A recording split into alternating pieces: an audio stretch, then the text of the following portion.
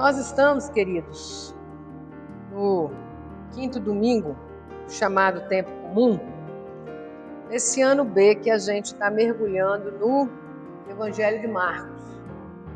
Nós ainda, antes da Quaresma, vivenciando o ministério de Jesus, praticamente ainda no começo do ministério de Jesus.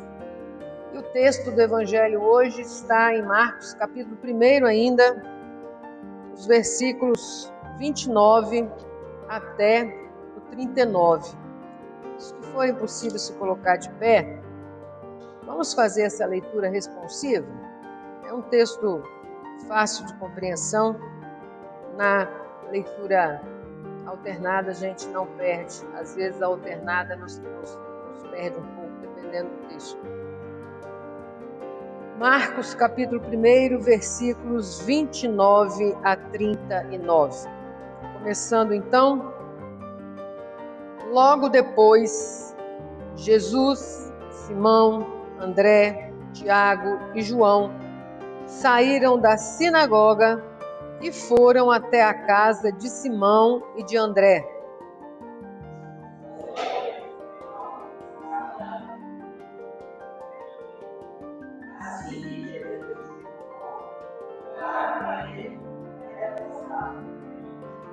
Ele chegou perto dela, segurou a mão dela e ajudou-a a se levantar.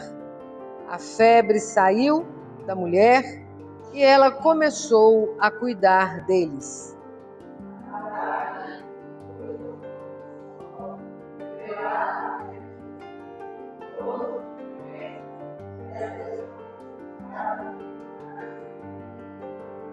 Todo o povo da cidade se reuniu em frente da casa.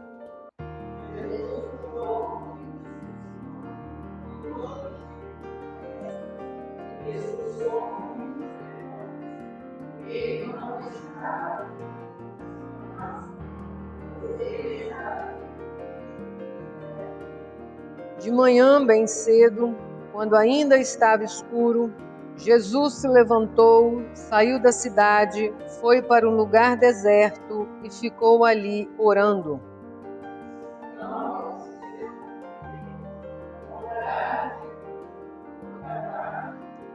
Quando o encontraram, disseram: "Todos estão procurando o Senhor."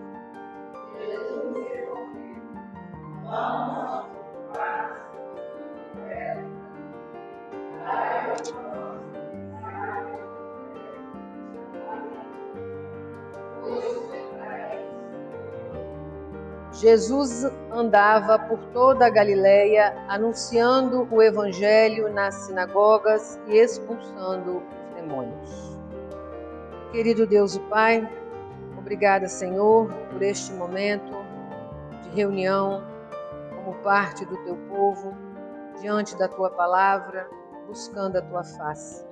Que seja, ó Deus, o Teu Espírito presente entre nós, para que Tu fales quer que alcancemos e nos ajudes na compreensão da Tua palavra.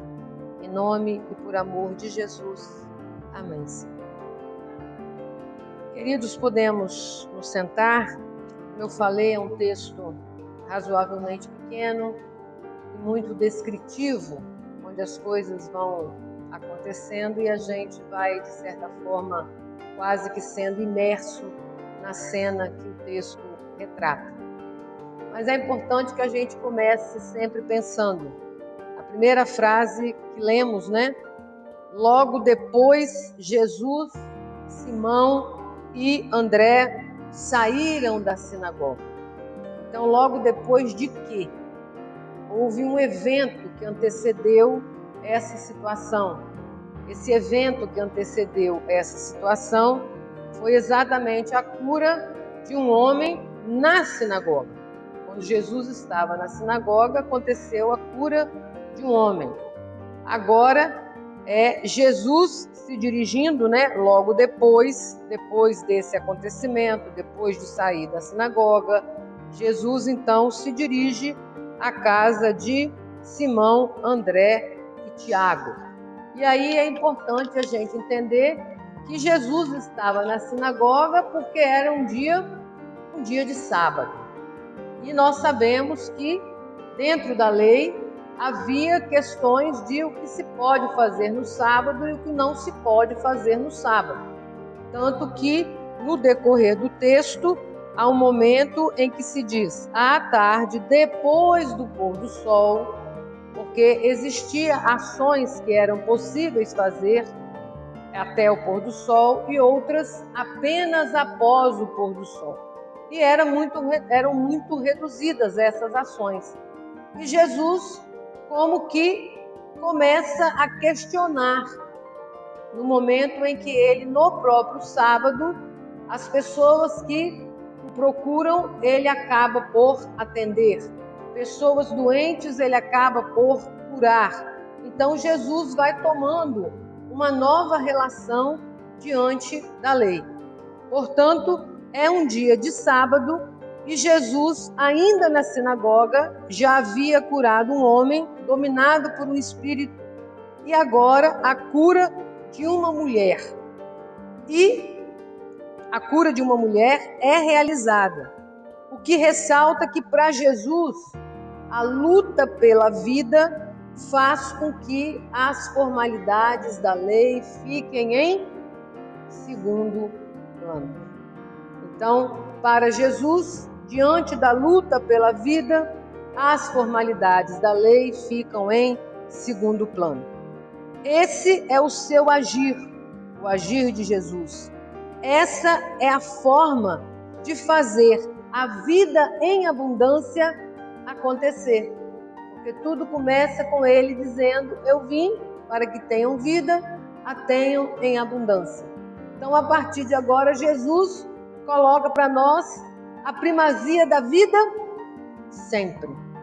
Então, com isso, após sair da sinagoga, Jesus dirige-se à casa de Simão. E lá chegando, logo vem a ele a notícia de que alguém na casa estava com a sua vida debilitada. Continuava um sábado. Era a sogra de Pedro. E mais uma vez, Jesus se compadece, se aproxima, toma pela mão e restaura a saúde daquela mulher. Poderia ser uma simples fala. O que está acontecendo? Está com febre? Levanta-te. Está doente? Eu curo-te. Não, mas o texto coloca que Jesus vai entrar numa relação de intimidade e respeito com aquela mulher. Jesus passa a reconhecer efetivamente a dor daquela mulher. E Jesus, mais do que isso, toca naquela mulher e ajuda a se levantar. Então nós vemos ali que não era simplesmente uma febre que saiu. O texto relata isso. Jesus tocou no braço dela e a febre saiu. Mas nós sabemos que assim como para Jesus não foi apenas uma cura, foi uma aproximação, foi um acolhimento, foi uma demonstração, de que as relações precisam se estabelecer de forma mais intrínseca. Para aquela mulher também não foi apenas uma febre que saiu do corpo. O que acontece com aquela mulher? Também para ela foi mais do que meramente sentir um corpo febril com a saúde restaurada. Certamente, movida por um sentimento de gratidão por tudo o que aconteceu, aquela mulher de imediato começou a cuidar daqueles que estavam na casa. Então nós vemos como que a atitude de Jesus para com aquela mulher, a atitude daquela mulher para com os demais da casa, vai como que se transformando numa reação em cadeia. E é assim que o reino vai acontecendo. O reino acontece na medida que as pessoas envolvidas no chamamento se colocam a serviço do próprio reino. E nesse contexto, então, quando essa mulher começa a cuidar dos da casa, ela recebe o benefício da cura. Mas, recebendo esse benefício, ela se coloca a serviço, integrando assim o grupo das pessoas tocadas pelo anúncio do reino proclamado por Jesus. Este, então, queridos e queridas, é um aprendizado para todos os que querem fazer parte do reino que Jesus anuncia. Servir. Sim, acolhe-se o reino quando colocamos nossa vida a serviço dos demais. É dessa forma que o reino vai acontecendo e gerando vida. Mais tarde, depois do pôr do sol, são muitos os que procuram Jesus, implorando socorro e cura, e são também acolhidos por Jesus. Era árduo o trabalho, era grande o sofrimento do povo. Muitos eram os desafios postos para Jesus. E após um grande dia de grande movimentação, Jesus ainda se levanta de madrugada, sai da cidade, procura um lugar deserto e ali se coloca em oração. Diante dos grandes desafios, Jesus nos ensina o caminho da oração como a forma de fortalecimento para a continuidade da missão. Há muito o que fazer. Outras pessoas e lugares precisam ser alcançados. Outros ajudadores e ajudadoras também precisarão ser despertados. E estes aprenderão a ter na oração a fonte de fortalecimento da fé e principalmente a motivação para o serviço. Jesus convida os discípulos para que se juntem a ele em direção a outros povoados. É preciso expandir o reino. E esse convite de Jesus precisa encontrar nos corações que a ele se querem juntar eco. É preciso deixar esse convite de Jesus fazer eco no nosso coração. E esse eco é como se ele pulasse na manifestação do serviço. Não há como se ajuntar sem servir. Foram assim, as palavras de Paulo. Ai de mim se não anunciar o evangelho.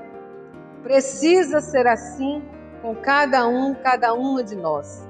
Ai de mim se não exercitar o dom do serviço recebido no dia do meu batismo. Ai de mim se anunciar o evangelho. E aí a gente às vezes acha que o evangelho são aquelas letras que estão impressas na Bíblia. Na época de Jesus, nem isso tinha. E ele já falava do evangelho. Por que Jesus falava do evangelho? O que é evangelho? O evangelho é a boa notícia de quem? Do reino. O reino que se faz como? Servindo. O reino que se faz como? Socorrendo. O reino que se faz como? Atento a quem está doente, atento a quem está sofrendo. Assim o reino vai se constituindo. Esse é o evangelho. Isso é o evangelho. E às vezes, quando a gente, agora na escola dominical, fala dessa necessidade, às vezes, de desconstruir palavras, é por isso. A gente ouve a palavra evangelho, já acha que evangelho de Mateus, Marcos, Lucas e João. Acha que evangelho é as letrinhas que estão lá na Bíblia. Mas é mais do que isso. Quando Jesus fala do anúncio do evangelho, é o anúncio da boa notícia do reino. Qual é a boa notícia do reino?